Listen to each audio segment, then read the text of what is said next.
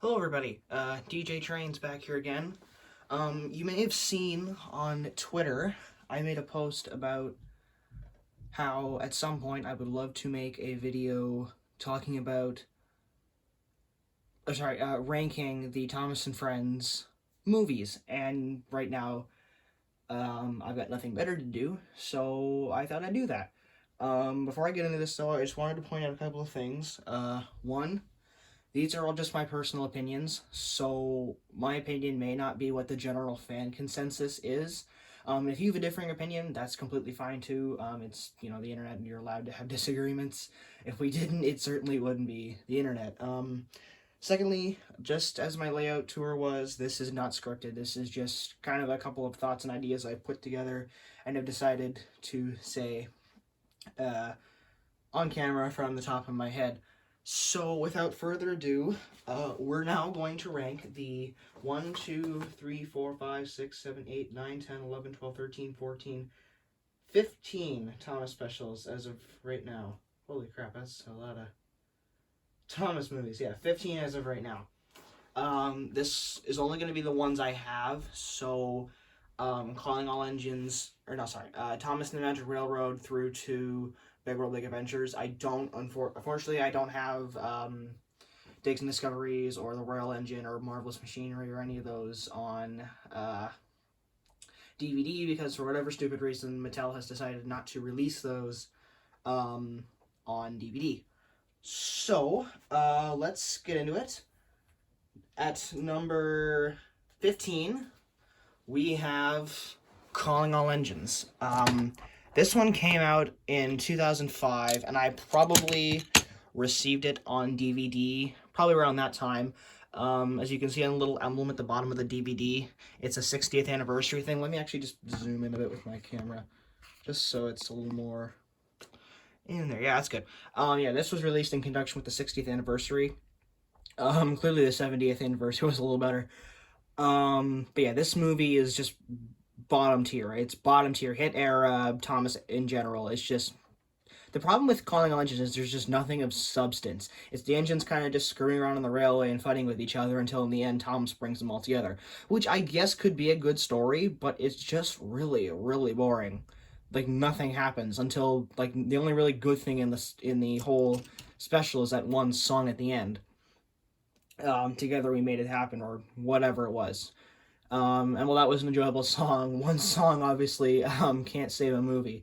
Even the inclusion of Diesel 10, a character who we hadn't seen in 5 years, they completely they made him look like absolute garbage in this movie. In this movie, Diesel 10 was not the Diesel 10 that we knew in Thomas and the Magic Railroad. In Thomas and the Magic Railroad, he was this menacing, this devious, this kind of take all or get nothing kind of villain. Whereas in this movie, he's just kind of meh. He's just kind of, oh, I'm a nice character kind of, but also kind of a mean character, but I can be nice when I want to be. It really just ruined his character like so many of the other unfortunate characters from the hit era. Skarloey, in my opinion, is the worst hit one. Kind of similar to Unlucky Tug's opinion, but I mean that's just me. So that's my opinion on Calling All Engines. Let's move on to number 14, which is Thomas and the Magic Railroad. This is the Blu-ray copy. I'll go get the DVD copy because I forgot to grab it.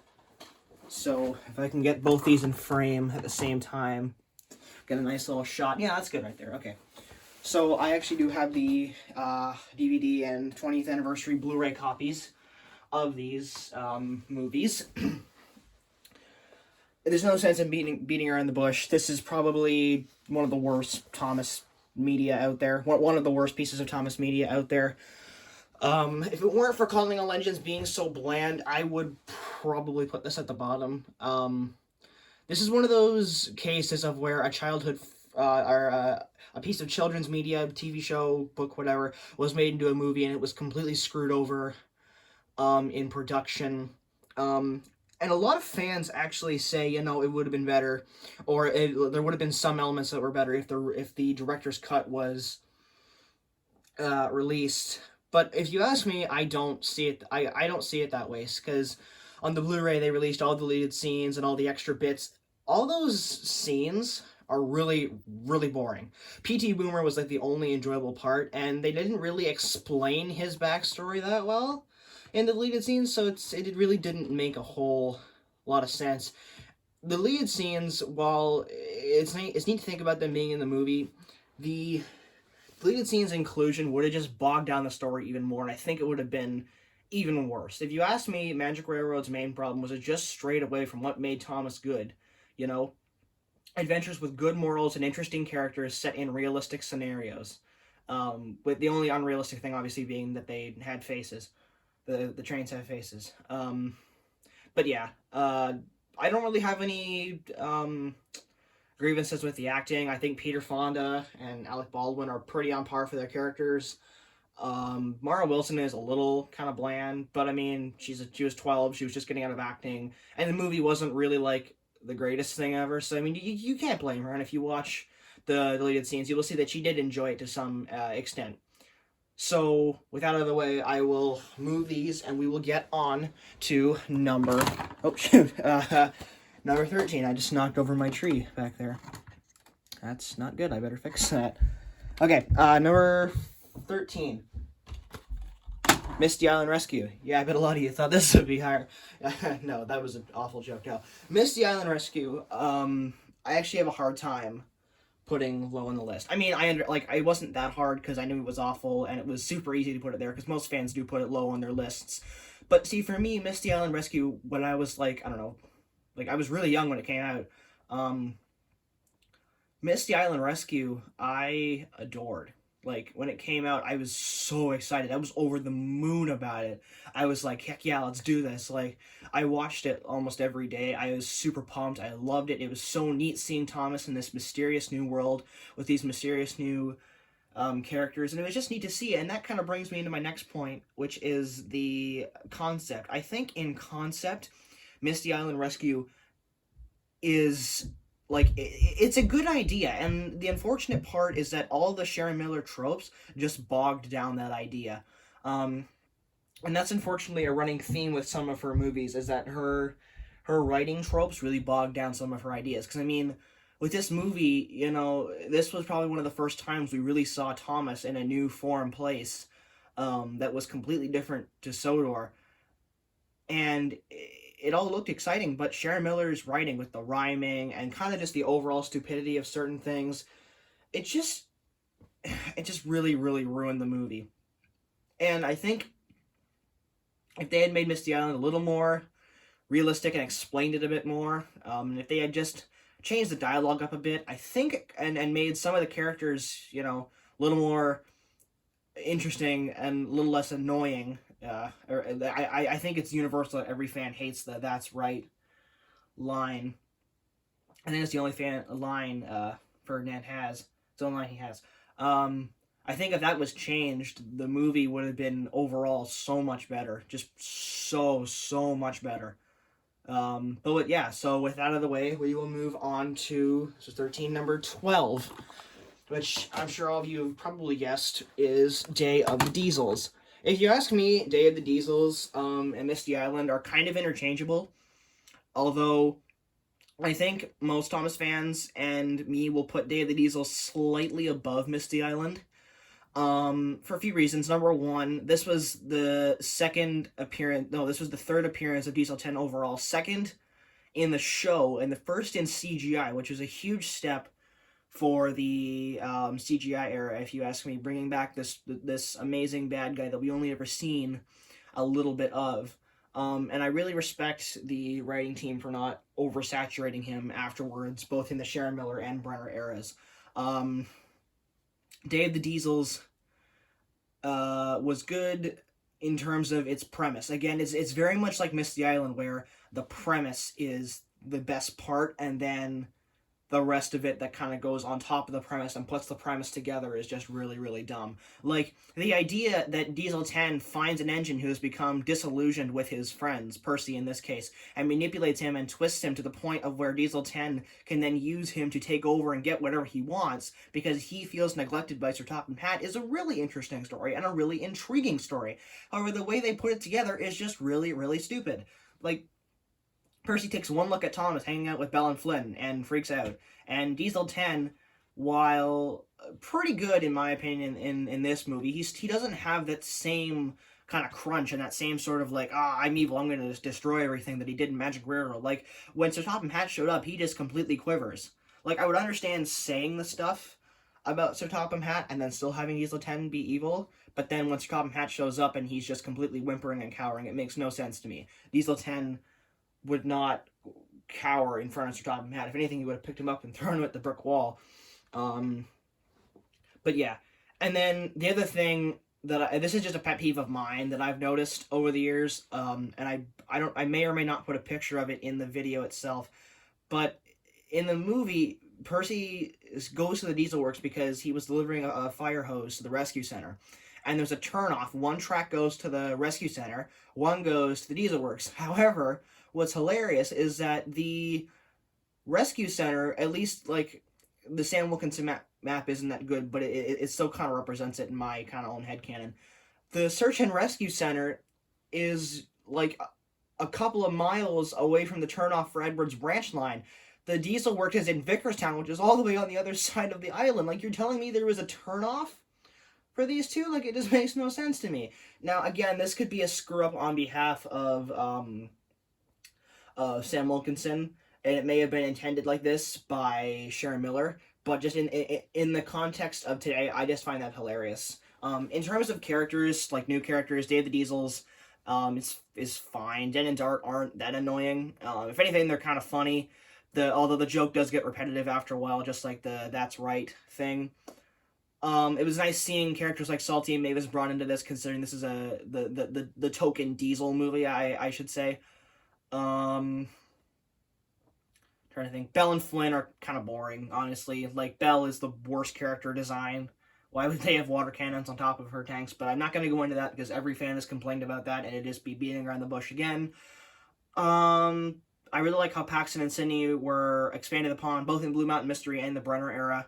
Den and Dart also had the same treatment. Norman, I have a hard time forming an opinion on Norman, because Norman was kind of a one-off that never really got an episode to himself. Like, I'm really surprised with all the stuff Brenner did with the Diesels that he never got his own episode.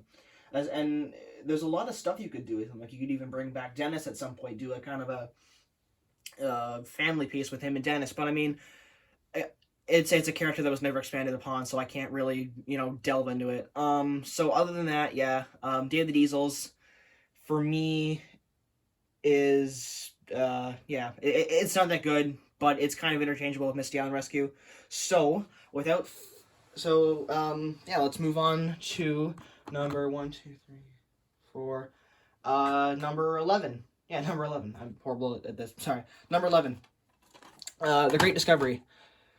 The Great Discovery, now we're kind of getting into average to kind of good Thomas and Friends movie tier. The Great Discovery, if you ask me, is probably one of the most underrated hit model era movies. Because, with the hit model era, you have Calling All Engines, and then you have this movie, but they both kind of seem to get shafted, at least in my experience, and this one kind of gets shafted along with like the whole Welcome Stanley meme joke. I'm not really sure how that originated, but yeah. So the basic idea of this movie is that Thomas finds Great Waterton, and the whole movie's about them restoring it, which is kind of a cliche plot in Thomas, I think, at this point. Finding something and restoring it or building something. But I mean, it works for this movie.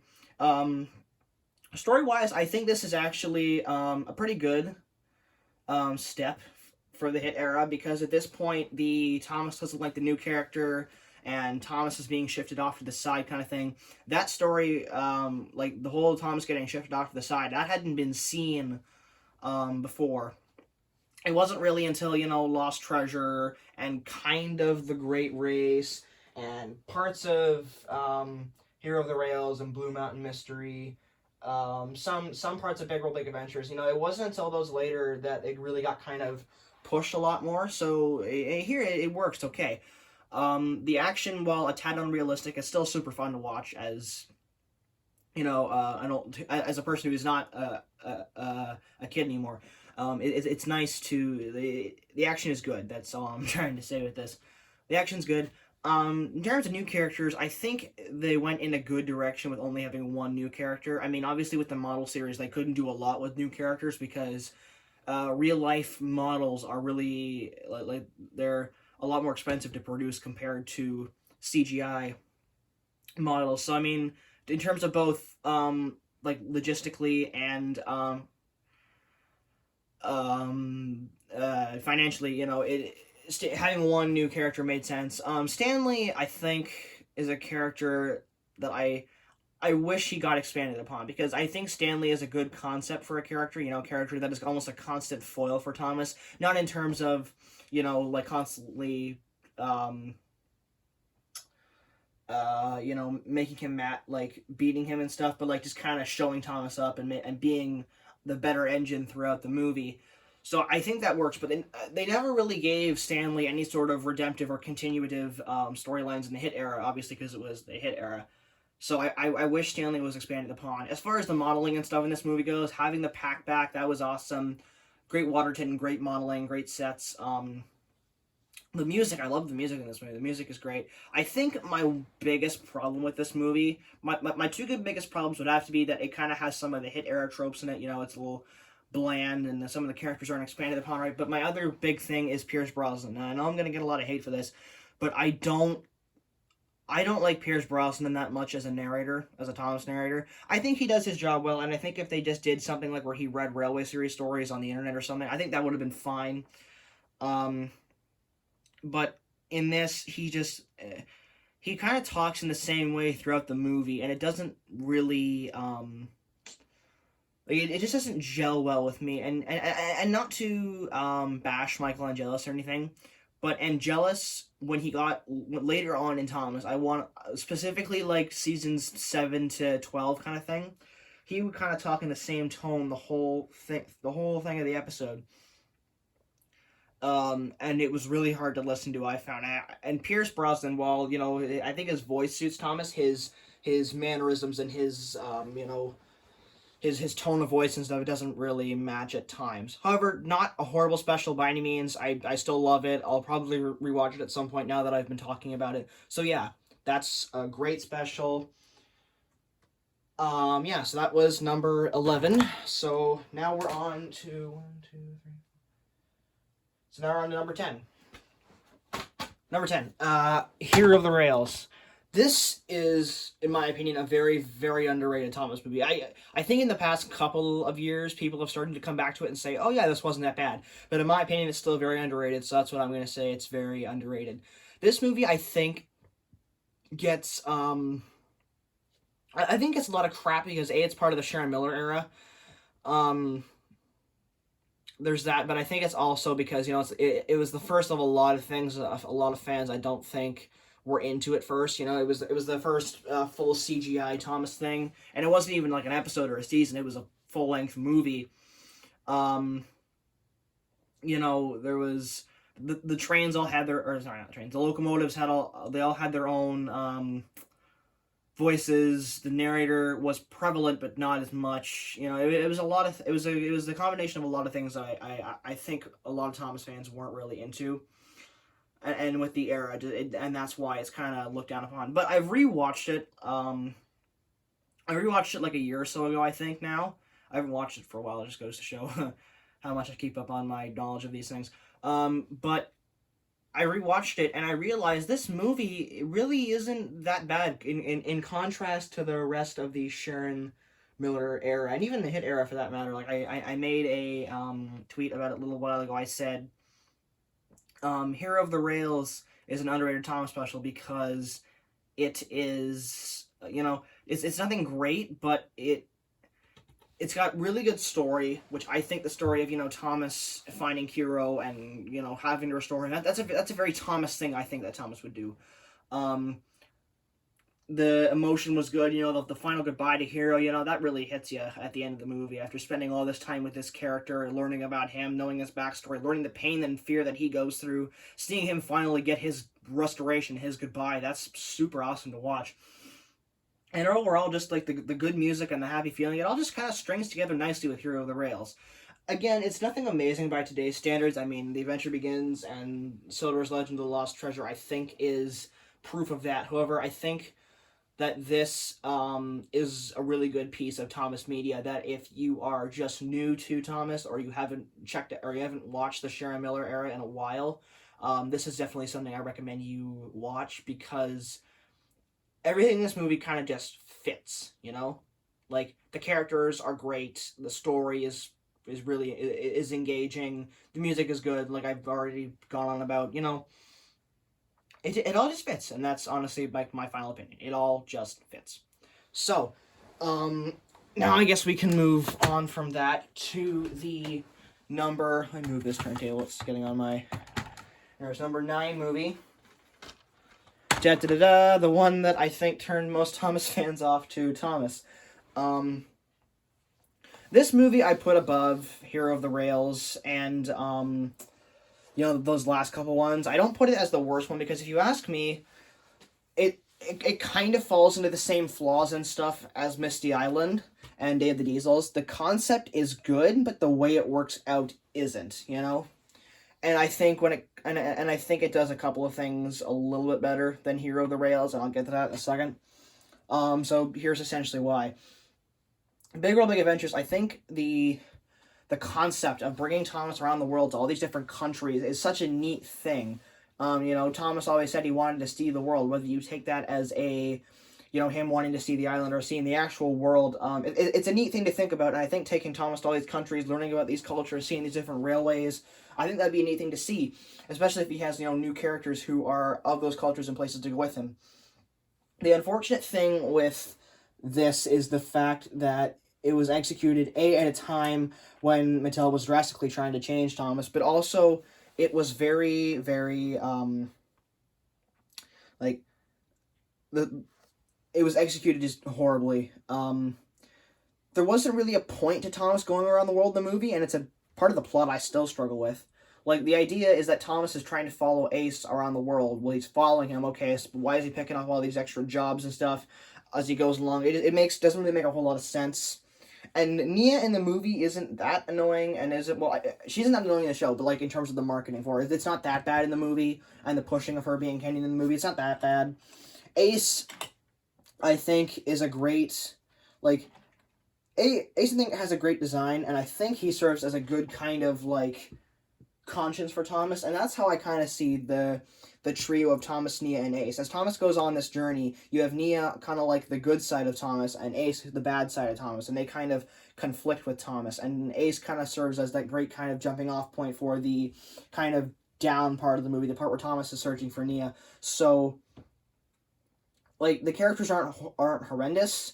It's just the story that really gets to me, and it doesn't and the concept isn't horrendous, but it's the story. The story just doesn't jive well with the rest of the concepts and stuff that went into Big World Big Adventures, and the time period it came out in wasn't that good. I feel like if Big World Big Adventures came out, say, I don't know, 2016, maybe even like 2014, I feel like it would have been a lot more enjoyable. I think Brenner would have had a lot more control, and I think it would have been a lot better.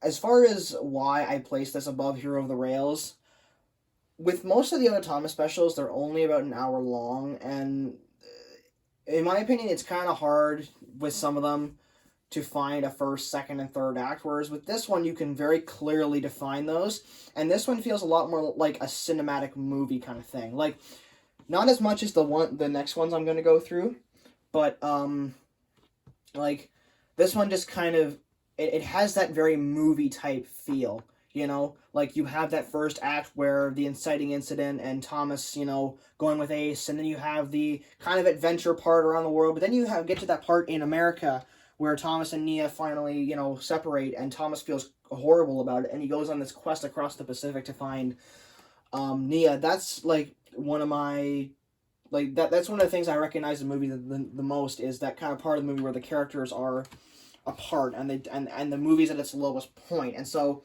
just all that together, in my opinion, is what makes Big World Big Adventures a little bit, like, in terms of structure, a little better than Hero of the Rails. So yeah, when it comes down to it, good concept, but bad execution, okay characters, and a fairly decent movie structure it's my opinion on Beverly Adventures. So, let's get on to number 8. And that is Journey Beyond Sodor. If you ask me, Journey Beyond Sodor, much like Misty Island Rescue and Day of the Diesels, with Big World Big Adventures, it's kind of on the same level. Big World Big Adventures was worse off. Actually, wait a second. That was number 7. Yeah, sorry. I'm checking my count going, is this right? Yeah. This is very much better than Big World Big Adventures. This feels more like Thomas to me. However, this movie suffers from a lot of the issues that Big World Big Adventures had. However, I don't think they're as bad. For example, the bouncing trains, people call it bouncing. I like to think of it as gesturing or something, but I'm calling it bouncing because that's what it's known as. The bouncing, I'm not going to rant about it because most people have, but the bouncing is unrealistic, doesn't fit Thomas at all, makes no sense. And yeah, this movie is fairly cinematic. I think it really conveys the cinematic feel to it. So yeah, there's that. The movie, I think, has a pretty good concept with Thomas going on this grand journey to the mainland. But I think with Thomas trying to get to the mainland in the previous movie to this, I think I wish they would have done something different. Like I don't like the idea of them reusing that same concept. And in Big World Big Adventures too. Like after Sodor's Legend of the Lost Treasure, we never see Thomas in a special on Sodor again. So there's that. But yeah, like this movie, the characters, I think some of them are kind of pointless and somewhat annoying. Like Lexi, I think is a fun character, but she does have her moments where she gets on my nerves. Theo, I think, is an okay character. I think he serves as an interesting little character. Merlin's great. Frankie and Hurricane are good villains. It's nice to see their kind of, boss and kind of underling dynamic. I think their turnaround in the end should have been a little more defined, and their reasoning should be a little more put together. But that's just my general kind of grievance with that. And the moral, I think, in the end was just kind of shoved down our throats. One of the great things about classic Thomas was its subtlety. George Carlin in an interview, sorry, stutter, in an interview said that the show never shoved the morals down the kids' throats, and this is one that really shoves it down the throats of the kids. Like at the end of the movie, there's literally a song called nobody has to be the favorite. The most important thing is being friends, and they push it throughout the entire movie. I feel like if the movie was just like Thomas going on this adventure, and then that theme was sprinkled in but never flat out said, I think the movie would have been a little more tolerable. But yeah, so decent characters, decent story, decent concept, some pointless stuff here and there. The bouncing is obviously awful, and then the moral being really shoved. But other than that, it's an enjoyable Thomas special. If you like the later Brenner era, so what I classify as the later Brenner era is Journey Beyond Sodor in season 21. That's what I classify as later Brenner era. If you like that kind of later parts of Brenner era, I think you'd enjoy this movie. So yeah. So now we're gonna go on to number 6 in my thing. Tale of the Brave. Now, I know this is a fan favorite for a lot of Thomas fans, and I can definitely see why. This came about in a time when Thomas was still kind of trying to regain its feet after the Mattel purchase and the hiring of Brenner. This came at a time when Thomas still hadn't really found out what it wanted to do with itself. King of the Railway season 17 and King of the Railway had come out, but this was kind of Brenner's next step into the special, and I think with this one, he really gave it his all. I think he definitely tried with this one. However, this movie is lesser than King of the Railway for many reasons for me. Number one, this movie is very, very, very disjointed. King of the Railway is also very disjointed, but it's King of the Railway. When you watch King of the Railway, there's kind of an overarching story with King of the Railway. I'll get to that in a second. But like this movie, there's nothing really tying anything together, you know? The movie starts out, you have Thomas kind of going to the clay pits and finding the monster, and the first part of the movie is like, oh, Thomas is going to go on a monster hunt. Okay. Then the movie devolves into, oh, Percy is having fear issues and he's trying to stand up to James. Okay.